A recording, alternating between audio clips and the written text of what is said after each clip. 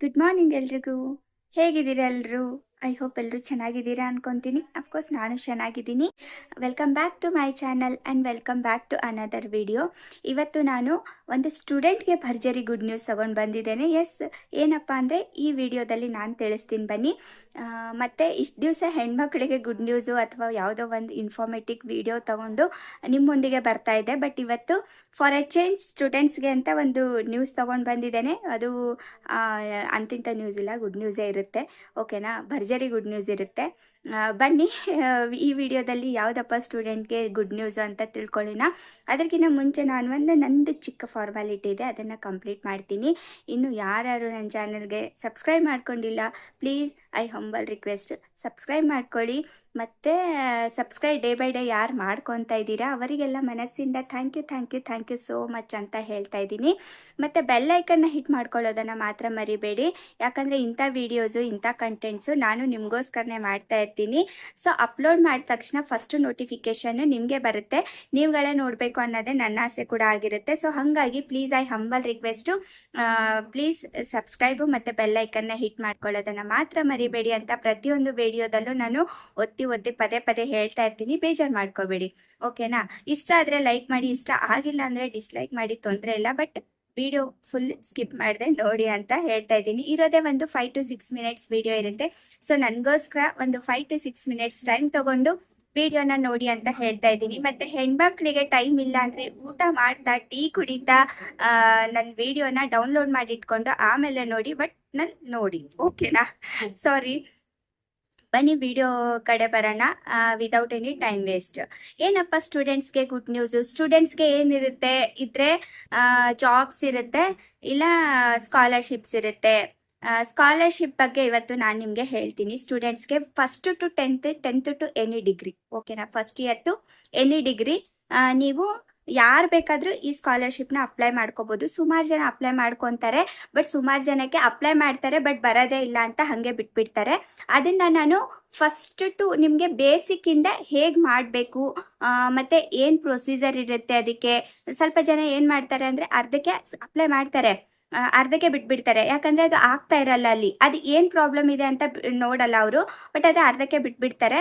So ಹಾಗಾಗಿ ನಾನು ನಿಮಗೆ ಸ್ಟೆಪ್ ಬೈ ಸ್ಟೆಪ್ಪು ಫಸ್ಟಿಂದ ಲಾಸ್ಟ್ವರೆಗೂ ಏನು ಮಾಡಬೇಕು ಅಂತ ಈ ವಿಡಿಯೋದಲ್ಲಿ ತಿಳಿಸ್ತೀನಿ. ನನಗೆ ವಿಡಿಯೋ ಮಾಡಿ ಸ್ಕ್ರೀನ್ಶಾಟ್ ಎಲ್ಲ ಹಾಕಿ ಮಾಡೋಕ್ಕೆ ಟೈಮ್ ಇಲ್ಲ, ಬೇಜಾರು ಮಾಡ್ಕೋಬೇಡಿ. ಬಟ್ ನಾನು ಹಿಂಗೆ ನಿಮಗೆ ಹೇಳ್ಕೊಡ್ತೀನಿ, ಅದನ್ನು ಸ್ಟೆಪ್ ಬೈ ಸ್ಟೆಪ್ ನೀವು ಮಾಡಿದರೆ ಸಾಕು. ಇಷ್ಟು ನಿಮಗೆ ಸ್ಕಾಲರ್ಶಿಪ್ಪು ಅಪ್ಲೈ ಆಗುತ್ತೆ, ಮತ್ತು ವರ್ಷಕ್ಕೆ ನಿಮಗೆ ಸ್ಕಾಲರ್ಶಿಪ್ಪು ಬರ್ತಾ ಇರುತ್ತೆ. ಗೌರ್ಮೆಂಟಿಂದ 1 ರೂಪಾಯಿನೇ ಆಗಲಿ, 100 ರೂಪಾಯಿನೇ ಆಗಲಿ, 100 ರೂಪಾಯಿನೇ ಆಗಲಿ ಬಂದರೆ ಗೌರ್ಮೆಂಟಿಂದ ಬರುತ್ತೆ. ಅದು ಸ್ಟೂಡೆಂಟ್ಸ್ಗೆ ನೀವು ಇವಾಗಲಿಂದನೇ ಮಾಡ್ತಾ ಇದ್ರೆ ನಿಮಗೆ ಮುಂದೆ ಹೋಗ್ತಾ ಜಾಸ್ತಿ ಅಮೌಂಟ್ ಬರುತ್ತೆ.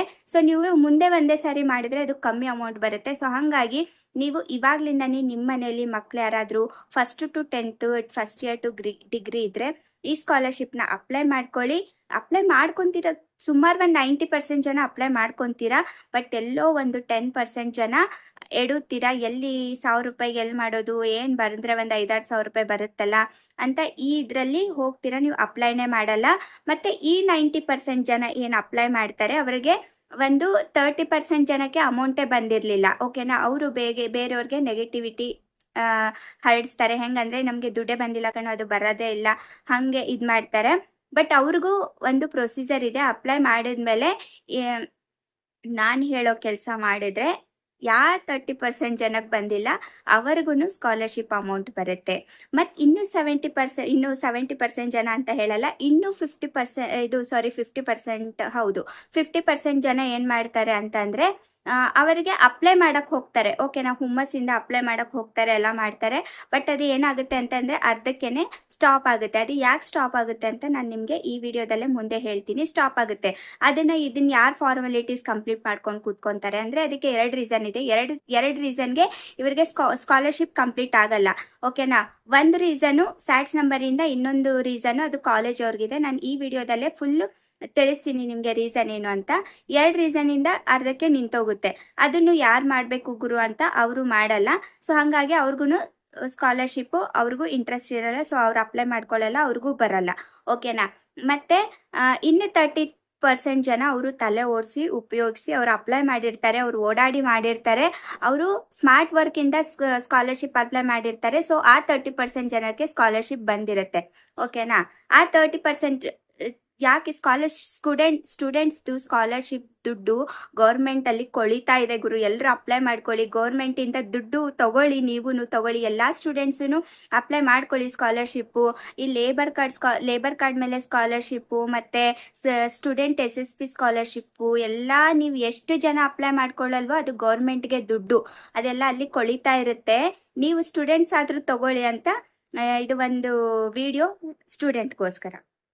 ಓಕೆನಾ? ಇವಾಗ ನೋಡಿ SSP ಸ್ಕಾಲರ್ಶಿಪ್ ಆಲ್ಮೋಸ್ಟ್ ಎಲ್ರಿಗೂ ಗೊತ್ತಿದೆ. ಓಕೆನಾ? SSP ಸ್ಕಾಲರ್ಶಿಪ್ ಅಂದ್ರೆ SSP ಸ್ಕಾಲರ್ಶಿಪ್ ಬಿಡುಗರು ಅದೇನ್ ಬಂದ್ರೆ ಫಸ್ಟ್ ಟು 10th 1000 ರೂಪಾಯಿ ಬರುತ್ತೆ. ಫಸ್ಟ್ ಇಯರ್ ಇಂದ ಎನಿ ಡಿಗ್ರಿ ಬಂದ್ರೆ ಒಂದು 20-25 ಸಾವಿರ ಬರುತ್ತೆ ಅಲ್ವಾ? ಅದೇನು ಕಮ್ಮಿನಾ? ಇವಾಗ ನೀವು ಫಸ್ಟ್ ಸ್ಟ್ಯಾಂಡರ್ಡ್ ಇಂದ 10th ವರೆಗೂ ನೀವು ಅಪ್ಲೈ ಮಾಡಿದ್ರೆ 10,000 ಬರುತ್ತೆ ನಿಮಗೆ.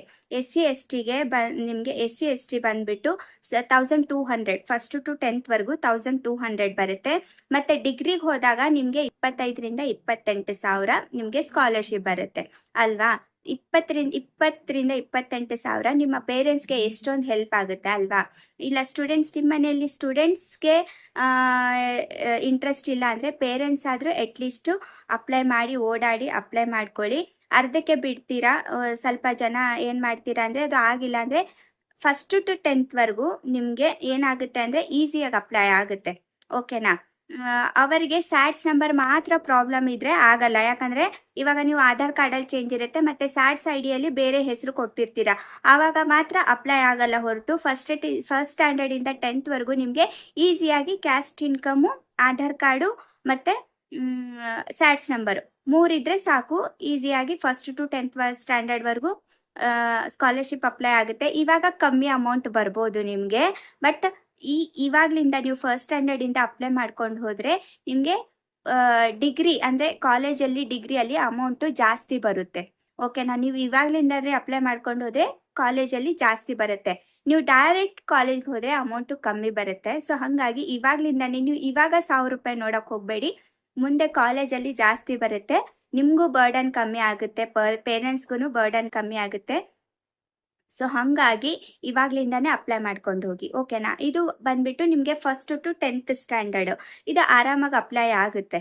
ಓಕೆನಾ? ಇವಾಗ ಫಸ್ಟ್ ಇಯರ್ ಇಂದ ನಿಮ್ಗೆ ಎನಿ ಡಿಗ್ರಿ ಏನ್ ಪ್ರಾಬ್ಲಮ್ ಆಗ್ತಾ ಇದೆ ಅಂದ್ರೆ, ಡಿಗ್ರಿ ಅವ್ರಿಗೆ first of all UUCMS code ಅಂತ ಬರುತ್ತೆ. ಇದು ಡಿಗ್ರಿಯಿಂದ ಫಸ್ಟ್ ಇಯರ್ ಇಂದಾನೇ ಹೇಳ್ತೀನಿ, ಉಲ್ಟಾ ಬರಲ್ಲ, ಸೀದಾ ಹೋಗ್ತೀನಿ. ಓಕೆನಾ? ಇವಾಗ ಫಸ್ಟ್ ಇಯರ್ ಅವ್ರಿಗೆ ಏನ್ ಪ್ರಾಬ್ಲಮ್ ಆಗ್ತಾ ಇದೆ ಅಂದ್ರೆ, ಇವಾಗ ಅಪ್ಲೈ ಮಾಡಕ್ ಹೋಗ್ತೀವಿ, ರಿಜಿಸ್ಟರ್ ನಂಬರ್ ಕ್ರಿಯೇಟ್ ಮಾಡ್ತೀವಿ, ರಿಜಿಸ್ಟರ್ ನಂಬರ್ ಹಾಕ್ತೀವಿ, ಅಪ್ಲೈ ಮಾಡ್ತೀವಿ.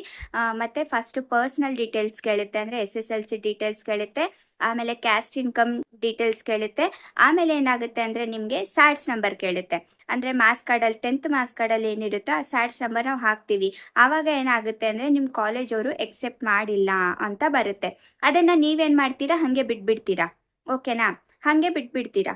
ಅದನ್ನ ಏನಾಗುತ್ತೆ ಅಂತಂದ್ರೆ ನೀವು ಕಾಲೇಜಲ್ಲಿ ಹೋಗಿ ನೀವು ಅದು ಏನಕ್ಕೆ ಎಕ್ಸೆಪ್ಟ್ ಮಾಡಲ್ಲ, ಕಾಲೇಜ್ ಅವರು ಏನಕ್ಕೆ ಎಕ್ಸೆಪ್ಟ್ ಮಾಡಲ್ಲ ಅಂದ್ರೆ, ಫಸ್ಟ್ ಆಫ್ ಆಲ್ ನೀವು ಒಂದು ಫೀಸ್ ಕಟ್ಟಿಲ್ಲ ಅಂದ್ರೆ ಅವ್ರು ಎಕ್ಸೆಪ್ಟ್ ಮಾಡಿರಲ್ಲ. ಓಕೆನಾ? ಮತ್ತೆ ನಿಮ್ದು ಏನಾದ್ರೂ ಹೆಸರು ಮಿಸ್ ಮ್ಯಾಚ್ ಇರುತ್ತೆ, ಆವಾಗ ಎಕ್ಸೆಪ್ಟ್ ಆಗಿರಲ್ಲ. ಇದು 2 ಕಾರಣದಿಂದಾಗಿ ನಿಮ್ಗೆ 2 ರೀಸನ್ ಇಂದಾಗಿ ನಿಮ್ಗೆ ಅದು ಕಾಲೇಜಲ್ಲಿ ಎಕ್ಸೆಪ್ಟ್ ಆಗಿರಲ್ಲ. ಒಂದು ಫೀಸ್ ಕಟ್ಟಿರಲ್ಲ, ಇನ್ನೊಂದು ನೇಮ್ ಏನಾದ್ರೂ ಮಿಸ್ ಮ್ಯಾಚ್ ಇರುತ್ತೆ, ಅವಾಗ ಎಕ್ಸೆಪ್ಟ್ ಆಗಿರಲ್ಲ. ಸೊ ಹಂಗಾಗಿ ನೀವು ಹೋಗಿ ಕಾಲೇಜಲ್ಲಿ ನಿಮ್ದು ರೈಟ್ಸ್ ಇರುತ್ತೆ, ಸ್ಟೂಡೆಂಟ್ ರೈಟ್ಸ್ ಅದು. ಯಾಕಂದ್ರೆ ನೀವು ಫೇಸ್ ಪೇ ಮಾಡಿರ್ತೀರಾ, ನೀವು ಅವ್ರನ್ನ ನಂಬಿ ಹೋಗಿರ್ತೀರಾ. ಸೊ ಹಂಗಾಗಿ ನಿಮ್ದು ರೈಟ್ಸ್ ಇರುತ್ತೆ, ನೀವು ಕೇಳಬೇಕು ಕಾಲೇಜಲ್ಲಿ ಪ್ರಿನ್ಸಿಪಾಲ್ ಆಗಲಿ, ನಿಮ್ದು ಕ್ಲಾಸ್ ಟೀಚರ್ ಆಗಲಿ, ಯಾರಿಗಾದ್ರೂ ನೀವು ಕೇಳಿ. ಸೊ ಹಂಗಾಗಿ ನೀವು ಕೇಳಿದ ತಕ್ಷಣ ಅಲ್ಲಿ ಅವರು ಇಮಿಡಿಯೇಟ್ ಅದೇನಿರುತ್ತೋ ಅದನ್ನ ಸಾಲ್ವ್ ಮಾಡ್ತಾರೆ. ಸೊ ನೀವು ಸ್ಕಾಲರ್ಶಿಪ್ಪು ಇಲ್ಲಿ ಬಂದು ಮತ್ತೆ ನೀವು ಯಾವುದೇ ಸೈಬರ್ ಝೋನ್ ಆಗಲಿ, ಯಾವುದೇ ಸೇವಾ ಕೇಂದ್ರಗಳಲ್ಲಾಗಲಿ ಹೋಗಿ ಅಪ್ಲೈ ಮಾಡಿದಾಗ ಆವಾಗ ಅದು ಅಪ್ಲೈ ಆಗುತ್ತೆ. ಓಕೆನಾ? ಇದು ಫಸ್ಟ್ ಪ್ರೊಸೀಜರ್. ಇವಾಗ ಇದು ಸ್ಯಾಟ್ಸ್ ನಂಬರ್ ತಗೊಂಡು ಮುಂದೆ ಹೋಯ್ತಾ ಮತ್ತೆ ಏನಾಗುತ್ತೆ ಅಲ್ಲಿ NSP ವೋಟರ್ ನಂಬರ್ ಅಂತ OTR ನಂಬರ್. ಓಕೆನಾ? NSP OTR ನಂಬರ್ ಅಂತ ಕೇಳುತ್ತೆ. ಓಕೆನಾ? ಇದನ್ನ ಸಿಸ್ಟಮ್ ಅಲ್ಲಿ ನಿಮ್ಗೆ ಲಾಗಿನ್ ಆಗಲ್ಲ. ಓಕೆನಾ? ನೀವು ಸಿಸ್ಟಮ್ ಅಲ್ಲಿ NSP ಹೇಗೆ ಮಾಡೋದು, ಲಾಗಿನ್ ID ಅದು ಇದು ಎಲ್ಲ ಟ್ರೈ ಮಾಡ್ತಾ ಇರ್ತೀರಾ, ಬಟ್ ಅದು ಸಿಸ್ಟಮ್ ಅಲ್ಲಿ ಆಗಲ್ಲ. ಓಕೆನಾ? ಇದನ್ನ ನೀವು ಅರ್ಧದಲ್ಲೇ ಅಲ್ಲೇ ಬಿಟ್ಬಿಡ್ತೀರಾ. ಸೊ ಹಂಗೆ ಮಾಡಬೇಡಿ, ಅರ್ಧದಲ್ಲೇ ಬಿಟ್ಬಿಡಬೇಡಿ. ನಿಮ್ದು ಎಲ್ಲರ ಹತ್ರನೂ ಇವಾಗ ಸ್ಮಾರ್ಟ್ ಫೋನ್ ಇದೆ ಗುರು. ಇವಾಗ ಎಲ್ಲರ ಹತ್ರನೂ ಸ್ಮಾರ್ಟ್ ಫೋನ್ ಇದೆ. ಸೊ ಹಾಗಾಗಿ ನೀವೇನು ಮಾಡಿ ಅಂದರೆ ನಿಮ್ಮ ಫೋನಲ್ಲಿ ಹೋಗಿ ನೀವು ಇದು ಫಸ್ಟ್ ಇಯರಿಂದ ಡಿಗ್ರಿವರೆಗೂ ನಾನು ಹೇಳ್ತಾ ಇರೋದು. ಓಕೆನಾ? Any degree NSP OTR ID ಕೇಳ್ತಾ ಇದೆ. ಎನಿ ಡಿಗ್ರಿ ಫಸ್ಟ್ ಇಯರಿಂದ any degree NSP OTR ID ಕೇಳ್ತಾ ಇದೆ. ಸೊ ನೀವು ಏನು ಮಾಡಬೇಕು ಅಂದರೆ ಇದನ್ನ ID ಕ್ರಿಯೇಟ್ ಮಾಡೋದು 1-2 ನಿಮಿಷನೂ ಹತ್ತಲ್ಲ. ಓಕೆನಾ? ನಾವು ಗಂಟೆಗಟ್ಟಲೆ ಫೋನ್ ನೋಡಿಕೊಂಡು ಟೈಮ್ ವೇಸ್ಟ್ ಮಾಡ್ತೀವಿ. ಸೊ ಹಾಗಾಗಿ ಒಂದು ನಮ್ಮ ಭವಿಷ್ಯಕ್ಕೋಸ್ಕರ ನಮಗೆ ದುಡ್ಡು ಗೌರ್ಮೆಂಟಿಂದ ಸಿಗ್ತಾ ಇದೆ ಅಂದರೆ 1-2 ನಿಮಿಷ ನಾವು ಟೈಮ್ ಸ್ಪೆಂಡ್ ಮಾಡ್ಬೋದು ಇದಕ್ಕೆ ಫೋನಲ್ಲಿ. ಓಕೆನಾ? ನಾವು NSP OTR ಅಂತ ಆ್ಯಪ್ ಜನ್ರೇಟ್ ಮಾಡಿಕೊಂಡು ಅದರಲ್ಲಿ ಏನಾಗಬೇಕು ಅಂದರೆ ನಿಮ್ಮದು ಆಧಾರ್ ಕಾರ್ಡ್ ಹಾಕಬೇಕು. ಓಕೆನಾ? ನಿಮ್ಮದು ಆಧಾರ್ ಅಪ್ಡೇಟ್ ಆಗಿರಲ್ಲ ಅಂದ್ರೂ ಇಲ್ಲಿ ತಗೊಳ್ಳಲ್ಲ. ಸೊ ಆಧಾರ್ ಅಪ್ಡೇಟ್ ಆಗಿರಬೇಕು. ಓಕೆನಾ? ಸ್ಟೂಡೆಂಟ್ ಆಧಾರು ನಾನು ಹೇಳ್ತಾ ಇರೋದು ಸ್ಟೂಡೆಂಟ್ ಆಧಾರು. ಓಕೆನಾ? ಆಧಾರ್ ID ಹಾಕಿ ಮತ್ತು ನಿಮ್ಮದು ರಿಜಿಸ್ಟರ್ಡ್ ಮೊಬೈಲ್ ನಂಬರ್ ಅಂದರೆ ಆಧಾರ್ ಕಾರ್ಡ್ಗೆ ಯಾವ ಮೊಬೈಲ್ ನಂಬರ್ ಲಿಂಕ್ ಇದೆ ಅದನ್ನು ರಿಜಿಸ್ಟರ್ಡ್ ಮಾಡಿಕೊಂಡು ನೀವು ರಿಜಿಸ್ಟರ್ ಮಾಡಿಕೊಂಡು ಆಮೇಲೆ ಏನು ಮಾಡುತ್ತೆ ಅಂದರೆ ನಿಮಗೆ ಆ ರಿಜಿಸ್ಟರ್ಡ್ ಮೊಬೈಲ್ ನಂಬರ್ಗೆ ಒಂದು OTP ಬರುತ್ತೆ. ಆ OTP ಹಾಕಿದಾಗ ಒಂದು ಫೇಸ್ ಅಥೆಂಟಿಕೇಶನ್ ಕೇಳುತ್ತೆ ನಿಮಗೆ. ಆ ಫೇಸ್ ಅಥೆಂಟಿಕೇಶನ್ಗೆ ನಿಮ್ಮದು ಲೈವ್ ಫೋಟೋ ಕೇಳುತ್ತೆ. Live photo in the sense live video ಕೇಳುತ್ತೆ. ಸೊ ನೀವು ಐಸ್ ಬ್ಲಿಂಕ್ ಮಾಡೋದು ಮತ್ತು ಚಿಕ್ಕದು ಒಂದು ಸ್ಮೈಲ್ ಕೊಡೋದು ಅದನ್ನು ಕೇಳುತ್ತೆ. ಅದನ್ನು ನೀವು ಲೈವ್ ಆಗಿ ಕೊಟ್ಟರೆ ಅದನ್ನು ಸಕ್ಸಸ್ಫುಲ್ ಆಗುತ್ತೆ. ಒಂದು ನಂಬರ್ ಜನ್ರೇಟ್ ಆಗುತ್ತೆ ನಿಮ್ಮದು. ಅದೇ NSP OTR ID. ಅದನ್ನು ತಗೊಂಡು ನೀವು ಸುಮ್ಮನೆ ಕೂತ್ಕೊಳ್ಳೋದಲ್ಲ. ಅದು ಮತ್ತೆ ನೀವೇನು ಮಾಡಬೇಕು, ಇದು ರಿಜಿಸ್ಟರ್ ಆಯಿತು, ಮತ್ತೆ ಅದೇ ನಿಮ್ಮ ಫೋನಲ್ಲಿ ಏನು ಮಾಡಬೇಕು ಅಂದರೆ ಲಾಗಿನ್ ಆಗಬೇಕು. ಲಾಗಿನ್ ಆಗಿಬಿಟ್ಟು ಏನು ಮಾಡಬೇಕು ಅಂದರೆ ಆ ಲಾಗಿನಲ್ಲಿ ನಿಮ್ಮದು ಅದು ರಿಜಿಸ್ಟರ್ ನಂಬರ್ ಹಾಕಿಬಿಟ್ಟು ಮತ್ತು ನಿಮ್ಮದು ಫಾದರ್ ನೇಮು ಮತ್ತು ನಿಮ್ಮ ತಾಯಿ ನೇಮು ಹಾಕಿಬಿಟ್ಟು ಮತ್ತು ನಿಮ್ಮದು ಆಧಾರ್ ಕಾರ್ಡ್ ನಂಬರು ಮತ್ತು ನಿಮ್ಮದು ಫೋನ್ ನಂಬರ್ ಹಾಕಿ ರಿಜಿಸ್ಟರ್ ಆದರೆ ನಿಮಗೆ ಬ್ಯಾಂಕ್ಗೂ ಅದು ಬ್ಯಾಂಕ್ ಯಾವ್ದು ಲಿಂಕ್ ಇದೆ ಅಂತ ಅಲ್ಲೇ ತೋರಿಸುತ್ತೆ. ಓಕೆನಾ? ಆ ಬ್ಯಾಂಕ್ ಲಿಂಕ್ ಆಗಿರೋದು ಅಲ್ಲೇ ತೋರಿಸುತ್ತೆ. ಇಲ್ಲ ಲಿಂಕ್ ಆಗಿಲ್ಲ ಅಂದರೆ ಅಲ್ಲೇ ಬಂದುಬಿಡುತ್ತೆ. ಲಿಂಕ್ ಆಗಿಲ್ಲ ಅಂದ್ರೂ ಆ NSP OTR ಆ್ಯಪಲ್ಲೇ ನಿಮಗೆ ತೋರಿಸ್ಬಿಡುತ್ತೆ.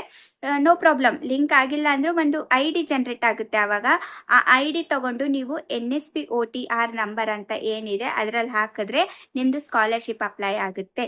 ಇಷ್ಟೇ ಪ್ರೊಸೀಜರು. ಸೊ ಸ್ಕಾಲರ್ಶಿಪ್ ನೀವೆಲ್ಲರೂ ತಗೊಳ್ಳಿ. ಗೌರ್ಮೆಂಟ್ ಹತ್ರ ದುಡ್ಡು ಕೋಟಿ ಗಟ್ಟಲೆ ಕೊಳಿತಾ ಇದೆ.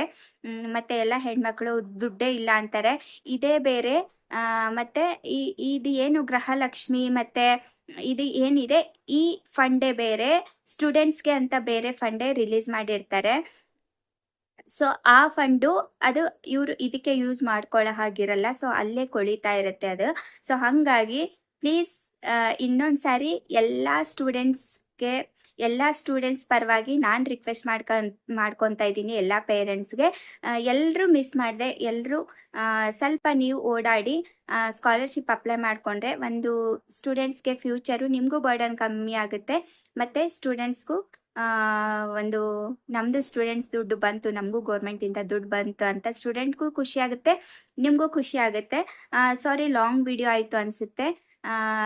ಪ್ಲೀಸ್ ಬೇಜಾರು ಮಾಡ್ಕೋಬೇಡಿ. ಎಲ್ಲೂ ಸ್ಕಿಪ್ ಮಾಡದೆ ನೋಡಿ, ಯಾಕಂದರೆ ಇಂಪಾರ್ಟೆಂಟ್ ಆಗಿರುತ್ತೆ. ಎಲ್ಲಿ ಯಾವಾಗ ಏನು ಇಂಪಾರ್ಟೆಂಟ್ ನೋಟಿಫಿಕೇಷನ್ ಆಗಿರುತ್ತೆ. ಸೊ ಗೊತ್ತಾಗಲ್ಲ. ಸೊ ಹಾಗಾಗಿ ಸ್ಕಿಪ್ ಮಾಡದೆ ನೋಡಿ.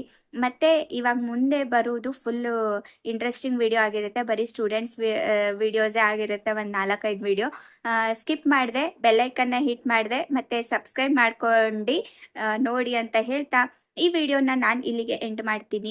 ಮತ್ತೆ ಹೊಸ ವಿಡಿಯೋ ಮತ್ತೆ ಹೊಸ ಕಂಟೆಂಟನ್ನೆಲ್ಲ ಸ್ಟೂಡೆಂಟ್ಗೆ ಒಂದು ಹೊಸ ವಿಡಿಯೋಸು ತೊಗೊಂಡು ಬರ್ತೀನಿ ಅಂತ ಹೇಳ್ತಾ ಮತ್ತೆ ಹೊಸ ವಿಡಿಯೋದಲ್ಲಿ ಸಿಗ್ತೀನಿ. ಅಲ್ಲಿವರೆಗೂ